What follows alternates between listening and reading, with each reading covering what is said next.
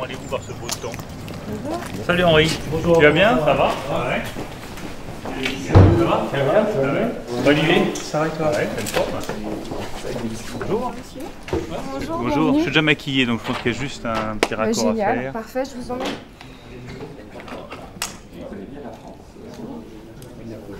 C'est une caméra en fait.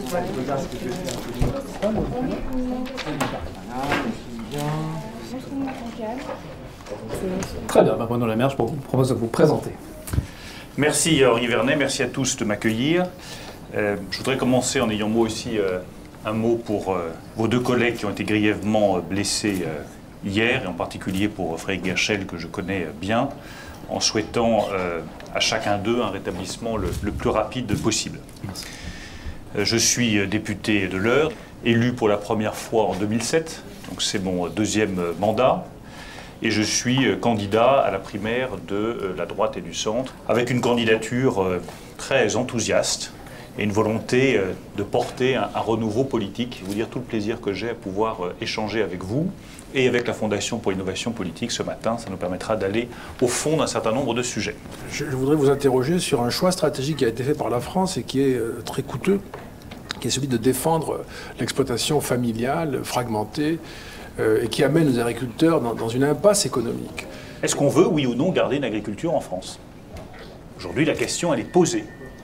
Pour moi, c'est une priorité absolue. Et si demain, je devais être président de la République, je serais et président de la République et ministre de l'Agriculture en même temps. Il est essentiel de retrouver un président de la République qui, au Conseil européen, tape du poing sur la table en disant « l'agriculture, c'est stratégique et c'est prioritaire pour la France ». Quand Mme Merkel vient au Conseil européen, elle tape du poing sur la table pour défendre l'industrie automobile allemande. Tout le défi du prochain président de la République est de tenir compte, dans le domaine agricole comme dans le domaine industriel, de cette diversité française. Et pour ça, ça suppose de passer de politiques qui décident de tout d'en haut, en imposant la même règle à tous en France, à des politiques qui respectent la responsabilité, l'initiative, la créativité de chaque Français. La première décision que je prendrai, si demain j'étais élu président de la République, c'est un référendum sur le renouvellement de la classe politique.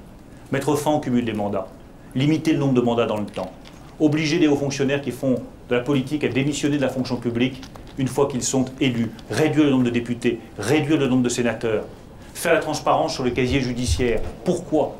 Parce que plus aucun Français ne peut accepter aujourd'hui que l'on demande des changements dans la vie économique, dans la vie sociale, si on ne commence pas par changer la classe politique elle-même. Bon, merci pour l'exercice. Oui, merci. C'est vraiment bien. Il y a un tas d'aspects, pour moi, qui sont clarifiés, mais simplifiés et clarifiés en même temps, si je puis dire. Qui permet ça. Ouais. À bientôt en Bonne tout cas. chance. Merci infiniment. Ouais. Merci.